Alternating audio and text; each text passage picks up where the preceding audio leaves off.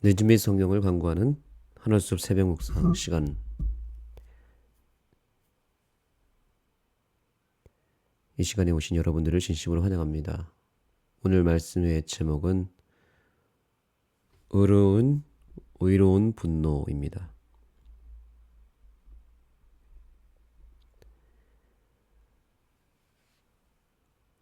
분노라고 하는 것은 상당히 두렵고 또 무서운 일이고 또는 굉장히 서로를 기분 나쁘게 하는 일이 될 수 있습니다. 분노라는 것은 그리 좋은 감정의 표현이 아니죠. 그런데 의로운 분노가 있다는 것이죠. 이것은 바로 하나님의 분노를 표현한 또 다른 특별한 분노입니다. 하나님의 분노가 나타나는데 이것은 인간의 분노와 비교하면 안 되겠습니다. 하나님의 분노는 그야말로 의로운 분노입니다. 아주 연약하고 작은 아이를 누군가가 공격하거나 해친다면 그 부모에게는 분명히 분노가 나타나게 되어 있는 것처럼 하나님의 자녀인 우리가 연약하여 죄에 넘어지고 사단에게 괴롭힘을 당하게 될 때 하나님에게는 의로운 분노가 솟구치는 것입니다. 교훈의 말씀을 보겠습니다. 악이 사랑의 대상을 해칠 때 사랑이 악에 대해 노하지 않을 수 없는 것처럼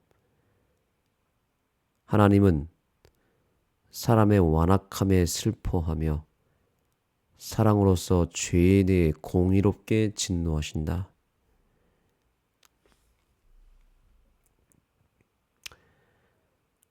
이처럼 하나님은 우리를 괴롭히는 사단에 대해서 그리고 우리 안에서 끊임없이 역사하며 우리를 해치고 있는 죄에 대해서 분노하고 계십니다. 특별히 하나님은 연약한 자에 대한 배려가 없거나 또 연약한 자들을 공격하고 못살게 구는 것을 참지 못합니다. 하나님은 연약한 자들에 대한 특별한 아주 애틋한 사랑이 있으십니다. 그래서 성경의 기록에 보면 우리 예수님께서 이 땅에 오셨을 때 몇 차례 분노하신 장면이 나오는데 그 장면의 상당수가 아니 거의 대부분이 연약한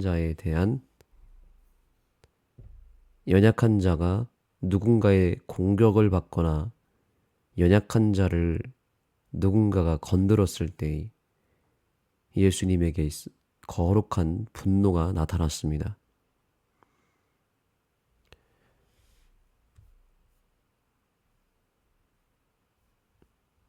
마태복음 21장 12절 그리고 13절의 말씀입니다. 예수께서 성전에 들어가사 성전 안에서 매매하는 모든 사람을 내쫓으시고 돈 바꾸는 사람의 상과 비둘기 파는 사람들의 의자를 둘러 엎으시고 그들에게 이르시되 기록된 바 내 집은 기도하는 집이라 일컬음을 받으리라 하였거늘 너희는 강도의 소굴을 만들었도다 하시니라. 이것은 어떤 분노입니까? 지금 예수님이 크게 화를 내시고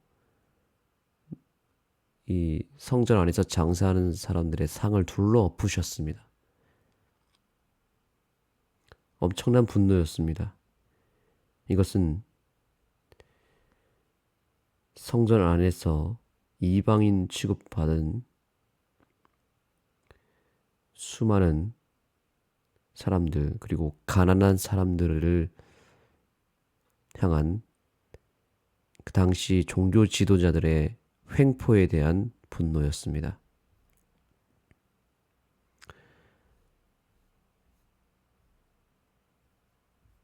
예수님은 하나님의 성전의 거룩함을 짓밟고 과부와 고아와 가난한 사람들을 편취하는 방편으로 삼아 강도의 소굴로 만든 사람들에 대한 합당한 분노를 보이셨다는 겁니다. 이것이 예수님의 분노입니다. 또한 예수님이 또한 분노한 장면이 있습니다. 마가복음 10장 13절 14절입니다. 사람들이 예수께서 만져주심을 바라고 어린 아이들을 데리고 오매 제자들이 꾸짖거늘 예수께서 보시고 노하시어 이르시되 어린 아이들이 내게 오는 것을 용납하고 금하지 말라. 하나님의 나라가 이런 자의 것이니라. 자, 예수님께서 또 분노하셨습니다. 왜 그러셨습니까? 어린 아이들과 여인들이 예수께 오는 것을 제자들이 막았을 때 예수님이 분노하셨습니다. 그 당시 연약한 취급을 받았고 사람들에게 무시받았던 여인들과 어린 아이들에 대한 제자들의 이 배려 없는 모습을 예수님이 참지 않으셨습니다. 예수님은 웬만하면 화를 안 내시는 분이시고 웬만하면 참으시는 분이시는데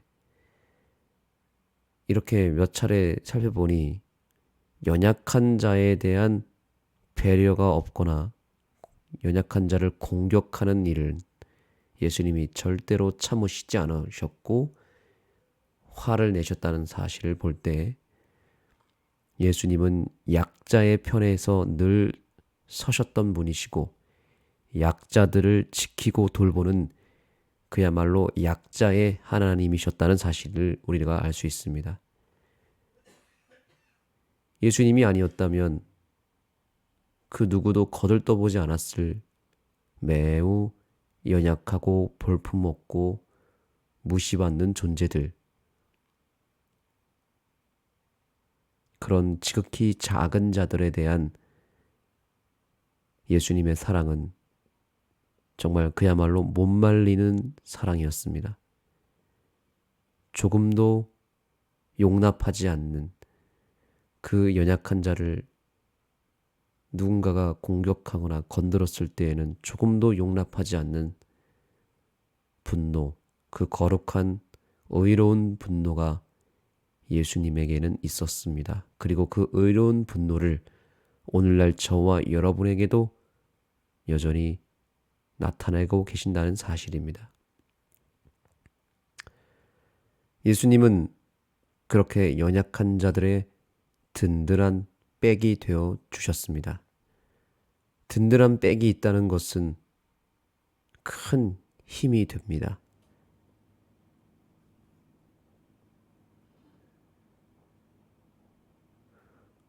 우리나라가 주변 강대국들로부터 오래전부터 공격당하고 시달렸습니다. 그래서 일제시대를 맞이했고 임진왜란을 맞이했습니다. 일제시대가 끝나고 나서 또한 나라가 갈라지고 저쪽 북쪽은 러시아와 중국이 빼앗으려고 했고 또 남쪽은 미국의 영향력 속에 있었고 또 일본이 호시탐탐 우리나라를 노렸습니다. 그래서 6.25를 겪고 나서 우리나라는 굉장히 어려움에 빠졌죠. 그때 미국이라고 하는 나라가 우리나라의 든든한 백이 되어주었습니다. 그래서 우리나라가 거의 그 당시 중국 소련으로부터 빼앗길 뻔했던 나라였지만 미국이 지켜줬습니다. 든든한 백이 되어주었습니다. 가난했던 우리나라, 굉장히 연약했던 나라였지만 미국이라고 하는 든든한 백이 그 뒤에서 보호하고 있었기 때문에 그때부터 지금까지 잘 성장하여서 지금은 강대국이 되지 않았습니까? 든든한 백이 있다는 것은 이렇게 큰 힘이 됩니다. 예전에 저는 삼룡학교 이 기숙사 생활을 할 때였습니다. 중학생이었는데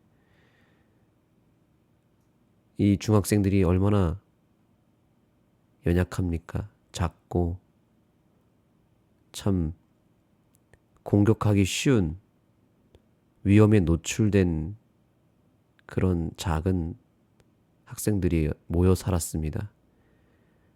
이 기숙사생은 부모와 떨어져 있고 또 그래서 학교를 마치고 나면 이 학생들이 이 학교 주변에 있는 시내를 돌아다니다 보면 공격받기 참 좋은 그런 환경에 노출되어 있으면 항상 주변에 있는 그 못된 학생들이 이 연약한 중학생들을 건들면 돈도 뺏기고 또 어디 가서 맞아서 오기도 했습니다.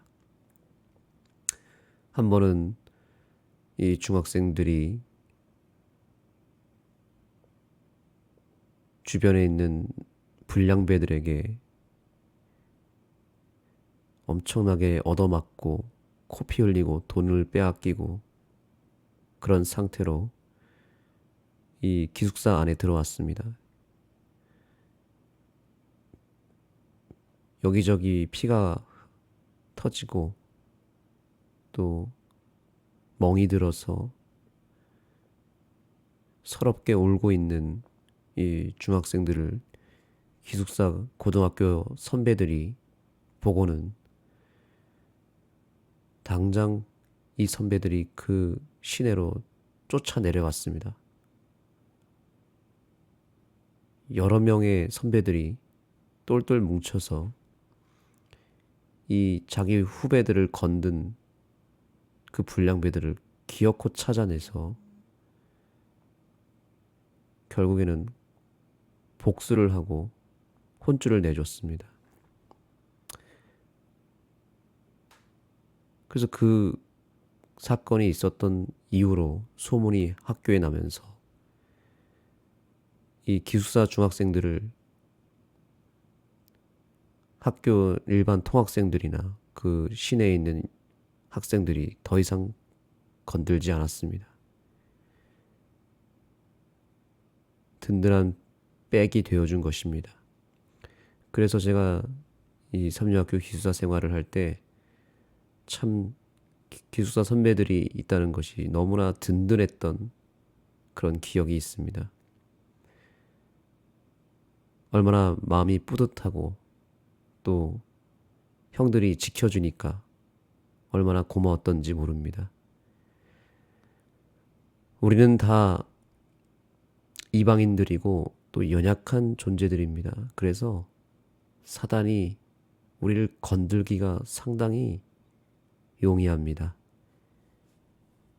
세상에 수많은 백성들이 홀로 떨어져 있으면 부모 곁을 떠나 있으면 사단의 공격이 이 대상이 되기에 너무나 쉬운 상대가 되어버립니다.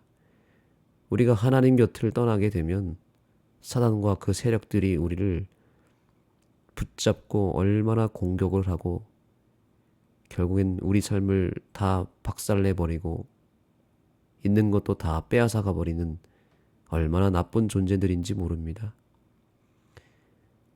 그래서 우리 곁에 하나님이 계시고 또 하나님의 천사들이 우리 곁을 끊임없이 따라다니면서 보호하고 있는 것은 잠시만 놓치면 우리는 사단에게 우리가 빼앗기기 때문에 하나님 입장에서는 우리를 지킬 수밖에 없는 것입니다.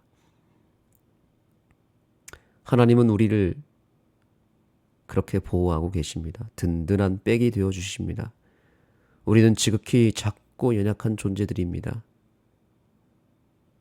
그래서 우리가 사단이 우리를 건들 때 주님의 마음에 의로운 분노가 생깁니다. 그리고 우리가 그렇게 죄에 무너지고 사단에게 공격받았을 때 쫓아오셔서 모든 상황을 둘러엎으시고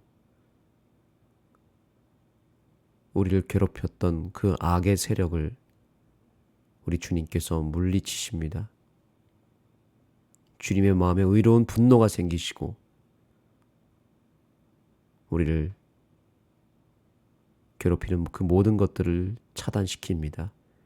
하나님은 우리의 든든한 백이 되십니다. 이 든든한 백이 없었다면 우리는 진작에 인생이 무너졌을 것이고 우리의 인생은 더 처참했을 것입니다. 그리고 아주 허무하게 사라져버리는 그런 인생이 되었을 것입니다. 그러나 우리가 오늘 이렇게 믿음 안에서 행복하게 살 수 있는 것은 우리를 지키시고 우리를 눈동자처럼 보호하시는 든든한 백이 되시는 주님이 우리 곁에 계시기 때문에 그런 것입니다. 그 사실을 다시 한번 깨닫고 오늘 하루 담대하게 또한 평안한 가운데 감사하며 살게 되기를 간절히 소망합니다. 우리를 향하여 거룩한 분노를 나타내시는 주님의 그 표현은 우리를 향한 진정한 사랑이며 따뜻한 애틋한 표현인 것을 기억하며 하나님 품 안에 온전히 거하는 우리 모두가 되기를 간절히 소망합니다. 기도하시겠습니다. 하나님, 오늘 설 명절을 맞이하여 아버지의 그 애틋한 사랑을 다시 한번 깨닫게 해주셔서 감사합니다. 우리 눈앞에는 아무것도 보이지 않지만 주님이 우리 눈에 잘 보이지는 않지만 우리의 등 뒤에 계시며 우리가 혹 넘어지거나 우리가 사단으로부터 공격받고 시험받을 때 하나님이 그 모든 것들을 막아내시고 보호하시며 때때로 우리가 크게 넘어졌을 때에는 의로운 분노를 표출하시며 우리를 괴롭히는 그 대상을 처단하시는 우리의 든든한 백이 되어주시는 주님을 기억하는 하루가 되게 하여 주시고 결코 두려워하고 떨지 않게 하여 주옵소서. 담대하게 앞으로 나아가는 우리 모두가 되게 하여 주시옵소서. 예수님의 이름으로 간절히 기도드립니다.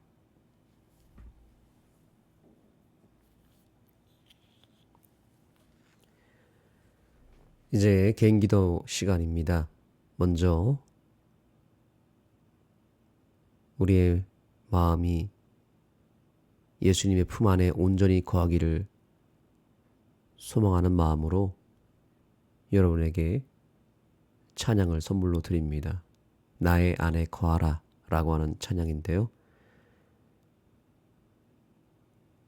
서정원 앞에 조대현 목사님과 또 사모님이 함께 부르는 찬양입니다.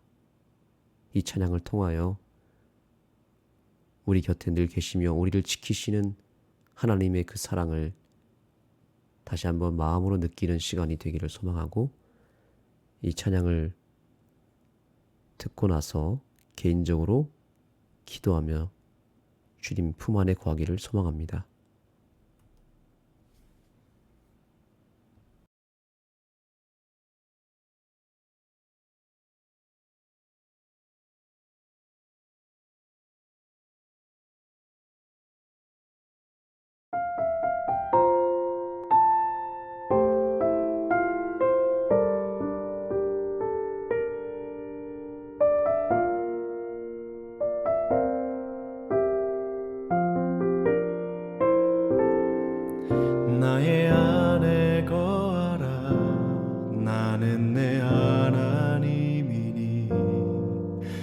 모든 환난 가운데 너를 지키는 자라.